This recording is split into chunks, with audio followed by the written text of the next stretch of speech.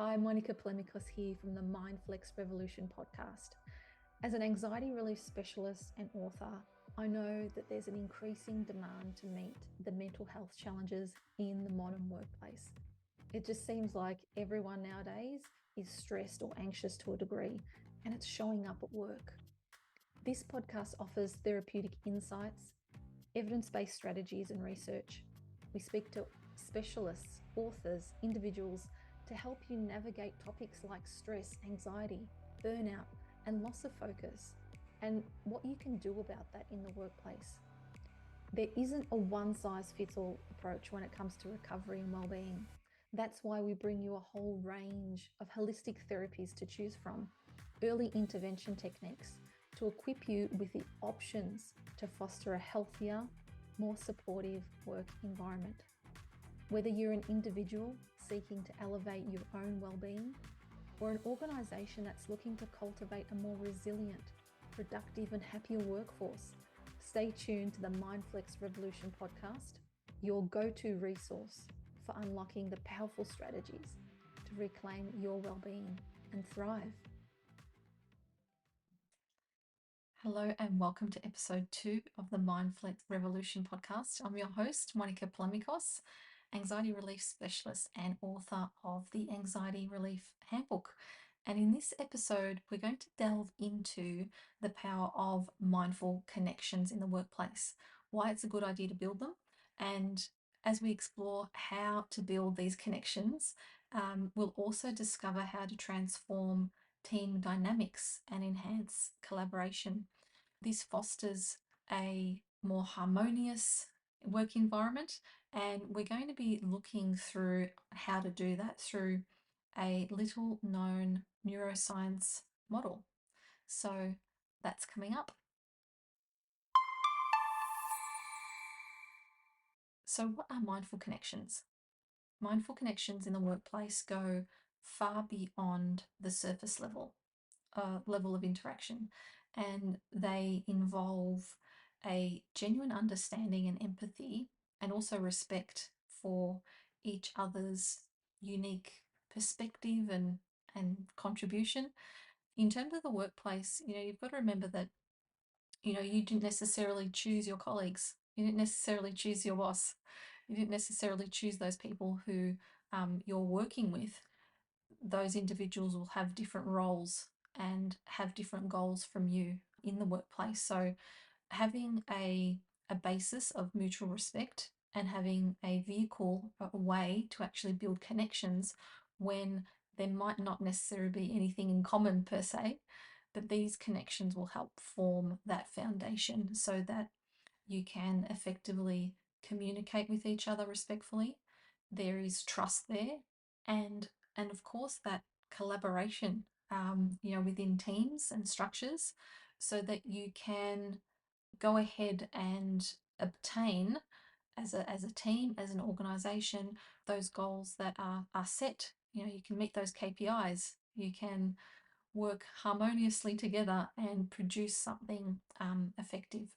What we've seen is that when there is that trust and mutual respect, then friendship forms on top of that. There's a platform for friendship, and there's a platform for meeting of the minds, connecting and collaborating, and what we see come out of that is a sense of loyalty and support to each other.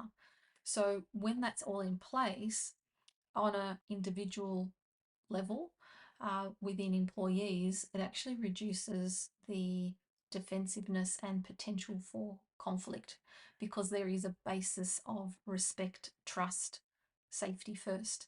One of the experts put it like this: they said, if we don't have connection first, then a communication doesn't have a place to land. So I thought that was cute. In terms of those mindful connections, it is absolutely essential for creating a container, an environment, an ecosystem that really nurtures all aspects of work, that nurtures all aspects of individuals and what that common goal is for everyone there.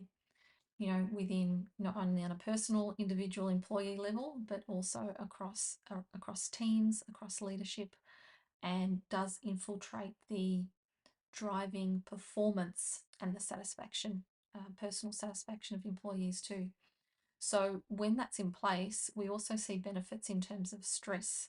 Yeah, so there's an insulator against stress, and that makes a lot of sense when you have this support and you feel like you can speak up. You feel like you can say, call a spade, and you can also voice those concerns. So it increases that employee engagement and overall satisfaction because they feel seen, they feel heard, they feel safe. And overall, when you're able to be yourself in the workplace, it just makes for a far more pleasant workplace where there is respect for individuals' perspectives and opinions, that other people's opinions and perspectives doesn't take away from yours, even if they differ.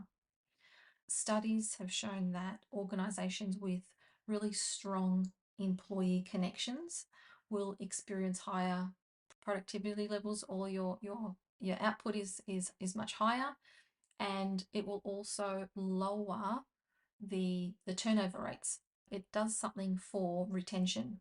And there is also some benefit with regards to an increase in the innovation. Innovation is that creativity that's required to come up with a good idea, a solution, and creativity is fueled in spaces where that space and that place is safe. Safety always comes first, and then after that it's a place where you can kind of play and explore, and you're free to roam. So around 70% of employees believe that having friends at work is the most crucial element to having a happy work life. And look, personally, I've got to agree to this. I've had all sorts of jobs in the past, and as a social worker, I've seen a lot of things and been in environments where helping individuals with mental health issues and domestic violence, sleeping rough, homeless, drug and alcohol issues. It's really confronting to be at the coalface and providing intervention to individuals who are facing such challenges.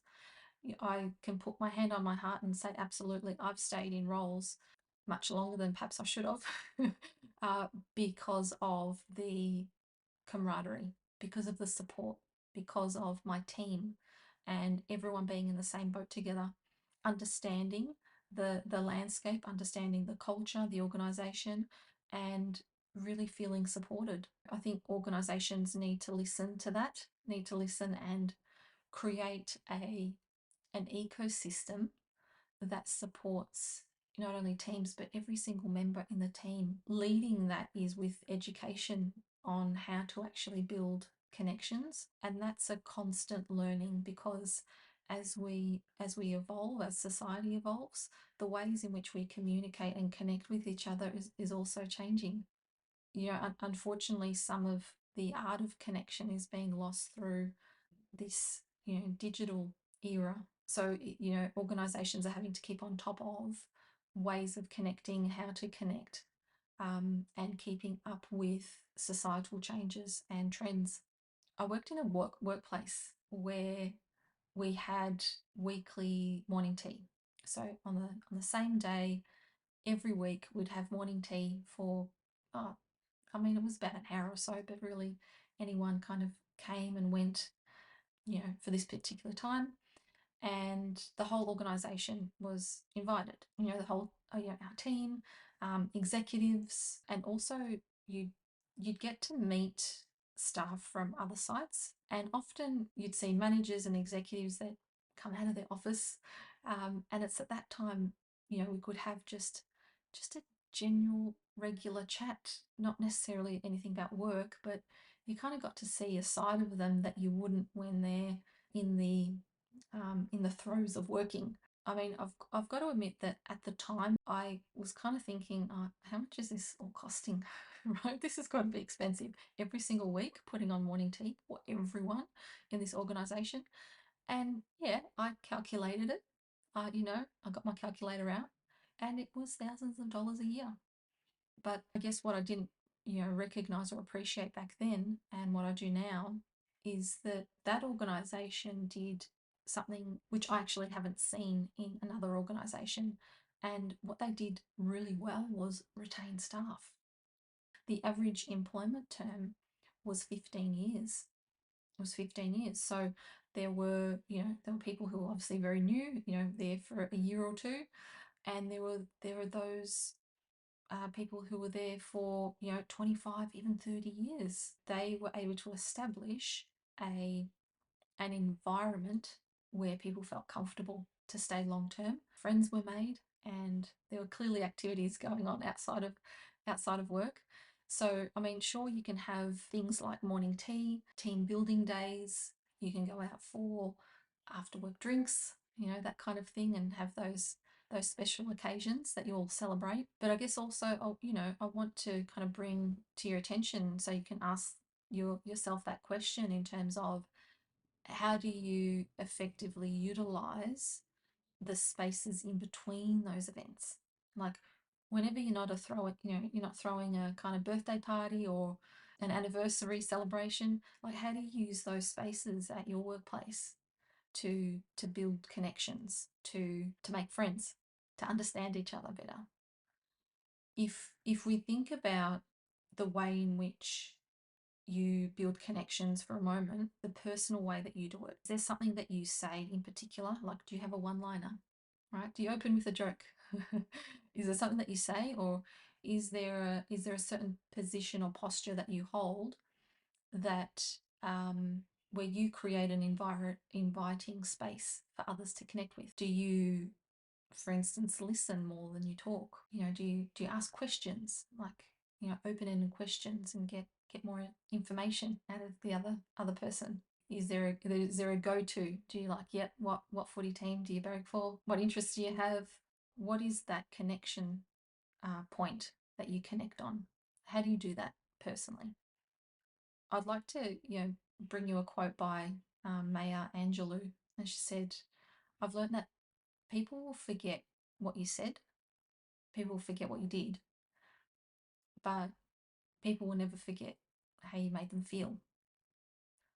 Mindful connections is not just having a pocket full of conversation starters. It's how we relate to one another that is remembered, and how we relate to each other on a deeper level that is felt. In this episode, I'm going to share with you a model, and this model is rooted in neuroscience and behavioral psychology, and it provides a framework to understand how different types of intelligence contribute to connection, to understanding each other, and offering some light in terms of how we also experience conflict too when it's not going so right. So the three brains model is an approach that suggests that we have three brains: the head, the heart, and the gut. And each plays a distinct role in our interactions, in our decision making, and in our ability to connect with others. And so we're going to get into the nitty gritty of this model, how to use it, how to build those mindful connections in the workplace, after this short break. We'll be back. Strong teams are built on empowered individuals. Leaders enhance collaboration and strengthen team confidence with MindFlex Global Platform. Our free trial provides tools to empower your employees with effective communication, empathy, and a shared sense of purpose. Transform your workplace into a harmonious and collaborative space. Start empowering your team with MindFlex today. Welcome back. So I want you to imagine for a moment that you have been tasked with the job of hiring for a role at your organisation. You've seen and collated, lots of resumes, and you've cut that down to 3 or 4, but there's one particular standout candidate. They look amazing on paper. They fit all the criteria, the experience is there, and so you really want to meet them, and you invite them for an interview. But when you meet them, it evokes a sense of uneasiness, maybe even a slight bit of panic, as you sense that, this is not what I'm seeing, what I'm hearing is not what's on the paper. Or maybe it elicits a sense of confusion. Maybe you don't even know what's going on here, but you just sense that something is not gelling. And you might not be able to put your finger on it, but you just get this gut feeling and there's something not right. So I wonder what you would do in that situation. I wonder if you would, say, oh, no, sorry, this is just not going to be a fit. Would you do that? Or would you invite them in for another interview? Would you say, look, sometimes people just don't present well in interviews, and give them another chance, and by default giving yourself another chance to feel differently? Or would you handle that in a different way? We can't underestimate the significance of acknowledging and valuing our own internal instincts, our own emotions when we're evaluating, when we're perceiving, when we're judging a certain situation, particularly when it comes to connections and building those connections, those first introductions. And yes, we do judge. We don't like to say we do, but we do. It's a personality type as well. Yeah, perceiving versus judging. So when we are perceiving or judging in that establishment of those genuine connections, particularly when you're responsible for evaluating as well the suitability of a person, the introduction of that person into that ecosystem at work. When we think of ecosystem, we think of nature and nature's systems. And in nature, when you introduce an animal or an insect or a bug of some sort without proper vetting or experience in terms of what their habits are, what happens? Well, sometimes they can run amok. Yeah, sometimes things that were running smoothly before, prior to their introduction, are no longer running smoothly. There's stress on flora and fauna. There's a disruption to the synergies that were in operation prior. So look, let's really get into this model, the three brains, okay? So that you can get a really good grasp on what those different facets are, how you can use it for building not only connections one-on-one, but also in teams and also within the ecosystem of work as a whole. If we're looking at, and in no particular order, the head brain, that refers to the neocortex, the brain that is responsible for, rational thinking. This brain is responsible for logic, for reasoning, and it's where we process, most of our information. This is the analysis. This is where we do the maths, and we make plans and sequence, right? And so in order to satisfy this brain, we need evidence. We need things like research. We need things to be, credible and convincing. And of course, this brain is located in the actual head, brain. When you're picking up on other individuals, perhaps, as they're thinking from this brain, they might use words that represent process, that represent sequence, that represent, logic, and step by step. What you might see them do also is sometimes even hold their head or frown, because it is this region in the head. So you might see them hold their forehead, or scratch their head, or something in relation to their head. That's almost as if to kind of like activate that part. But one of the interesting facets about the head brain, believe it or not, is that the head brain is not the decision maker. So it's not the decision maker, it is in fact the executor of emotion based decisions. Okay, so we will get a good feeling about something. Yeah, we'll get a good feeling and we'll go, yeah, this must be right. It feels right, feels good. Yeah, absolutely. I love that thing. Yes, I'm going to go buy it. It's only afterwards where the head brain justifies the purchase or justifies that choice. And it can also be problematic when when you try to rely on information only from the brain, and when you try and decide only or excluding other intuitive responses. This is where you can feel like you're in two minds about things. This is what my heart says, but this is what my head says, right? So that's where conflict can arise.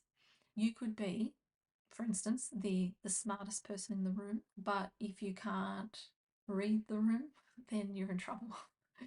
So when we're looking at connection, yeah, you can be the smartest person, but if you can't read the room, you're in trouble. And really, these three brains are going to help you to read the room in a different way than perhaps you've been accustomed to help you to read the room more intuitively, more accurately, and to be able to voice and volunteer something that is relatable to the person that you're trying to communicate with. So next we're looking at the heart brain. This is the limbic system, and this brain is linked to our emotions. So the heart, matters of the heart.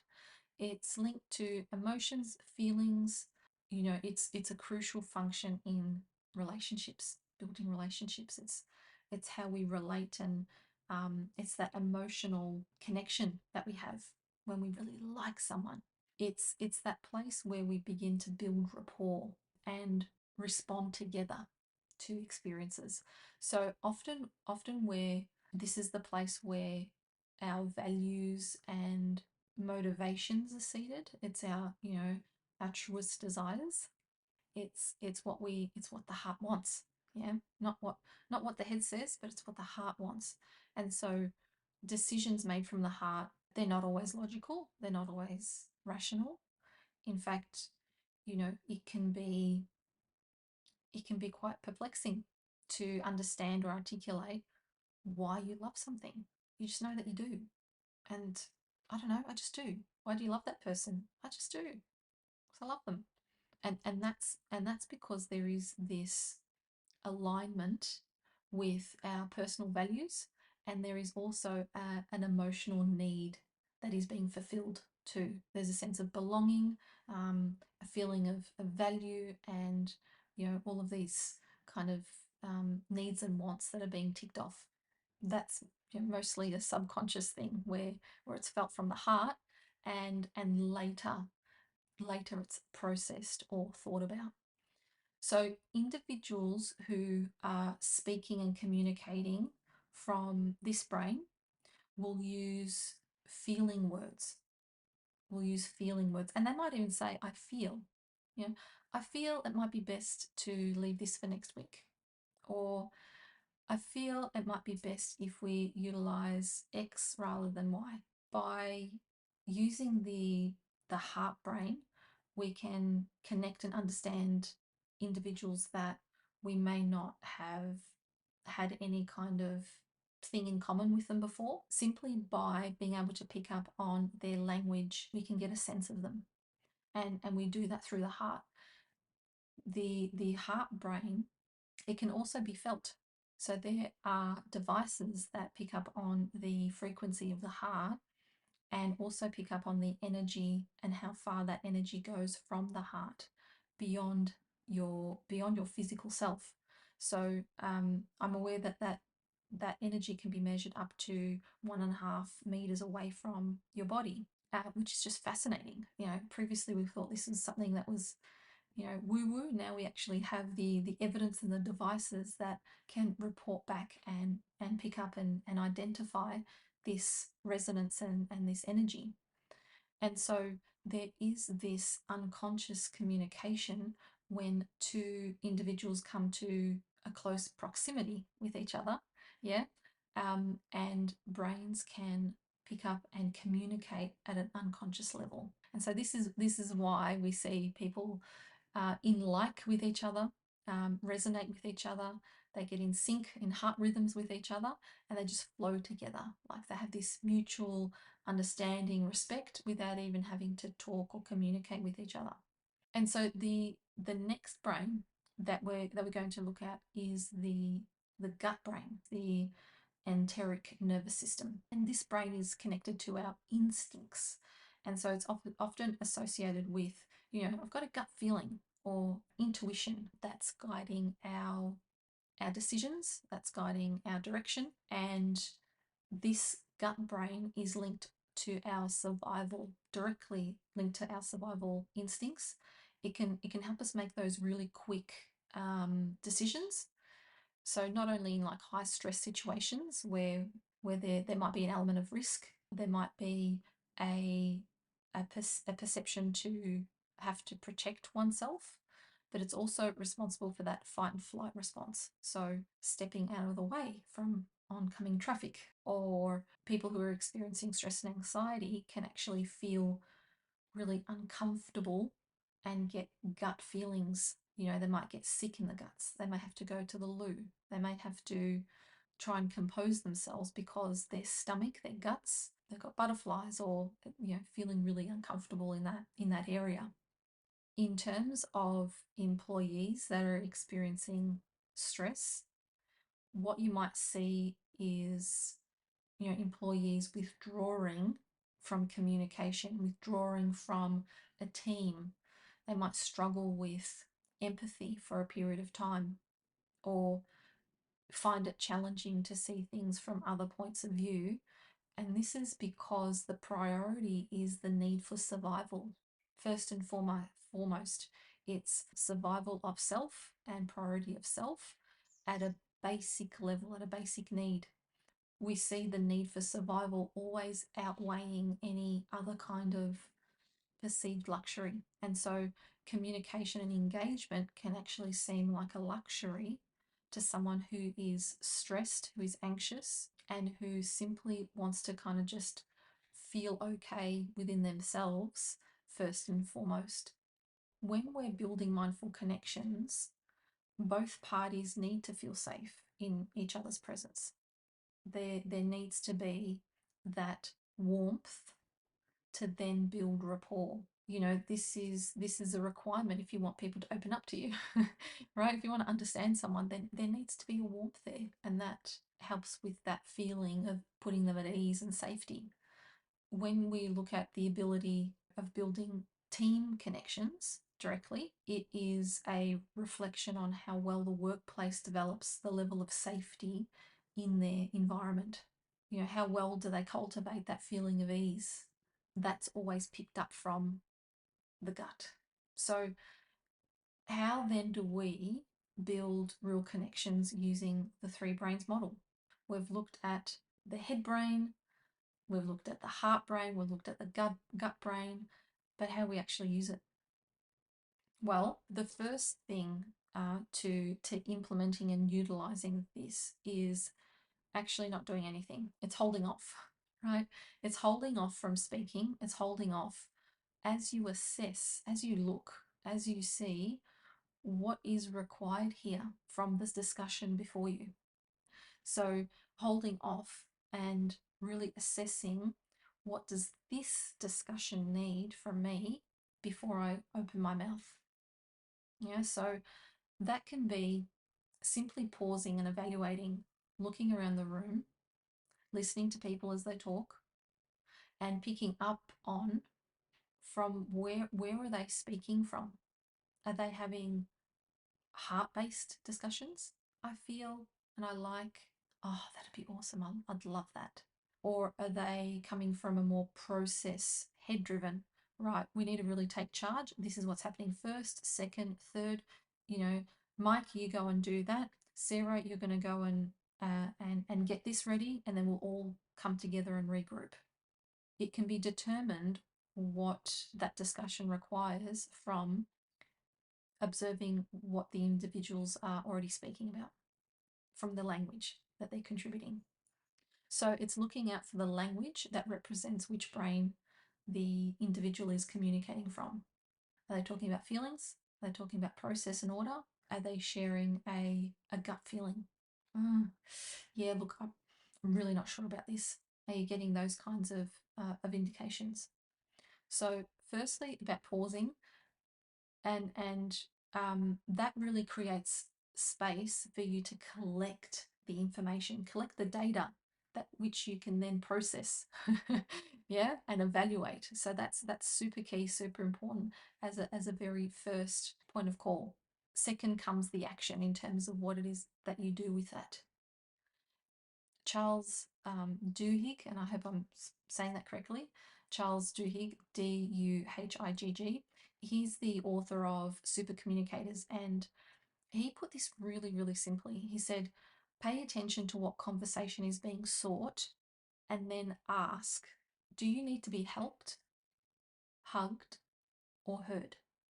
Now, he was referring to a school environment, so a teacher was clarifying what the students needed from them. Do they need help with something? Do they need to be hugged, yeah, or heard?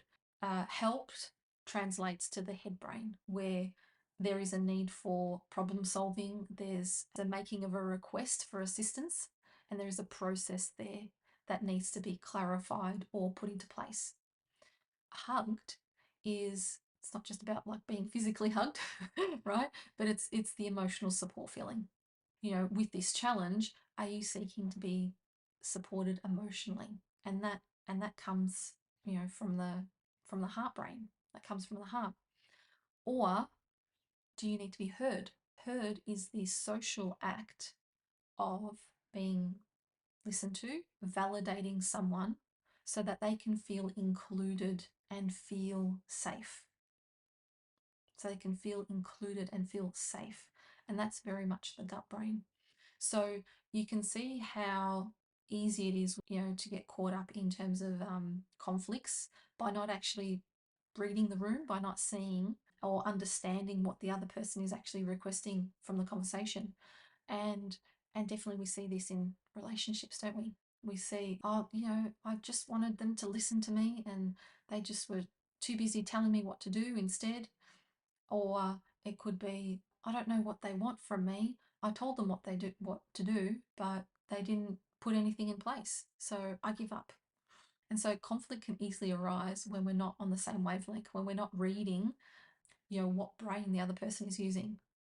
In order to develop this skill even further, notice what brain is engaged and active, and notice that from your perspective, right? So when you learn to recognize those brains inside you in terms of what's going on for you, you're better positioned to then be able to recognize that and communicate accordingly to others from a place that is actually respectful of where that communication is coming from.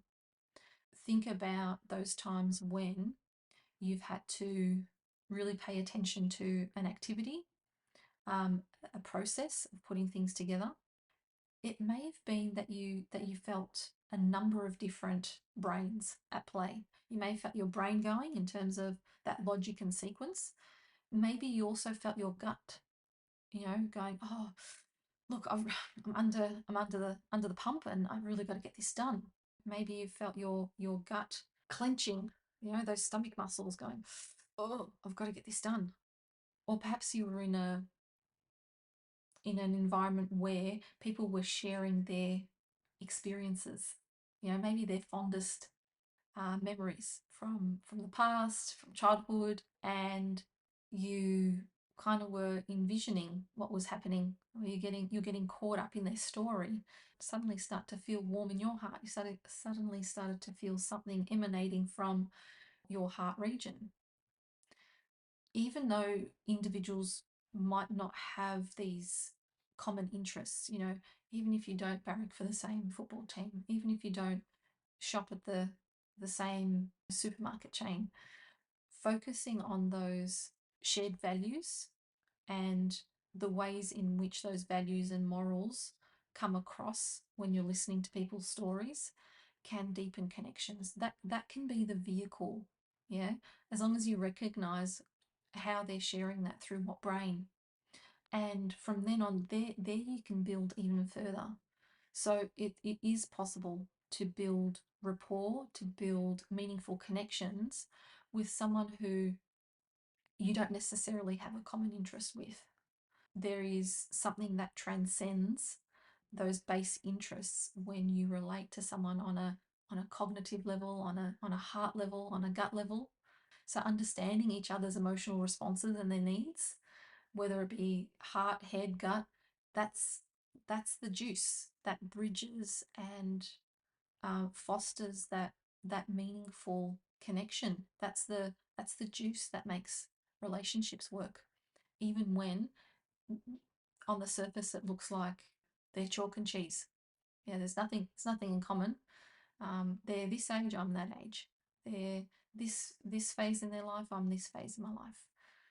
When we build mindful connections in the workplace, it's not only beneficial to the organisation at large, there's all sorts of positive things that happen. Positive work culture, there's collaboration that thrives, there's conflict diminishes, yeah, employees feel valued and they feel supported. So it's a positive environment to be. And so there are many benefits for building those mindful connections beyond just kind of getting to know each other. It's, we spend so much time in the workplace, we spend so much time with our colleagues. Wouldn't it be nice that everyone gets along and feels included and understood? They feel welcomed. I'm going to leave you with a quote from Brené Brown. She says, "Connection is the energy that is created between people when they feel seen, heard, and valued." And if you would like to know more about building team connection and creating a healthier, more productive and vibrant workplace environment, then I'd like to invite you to apply to explore the Mindflex Wellbeing platform and all of the tools and resources that are available within.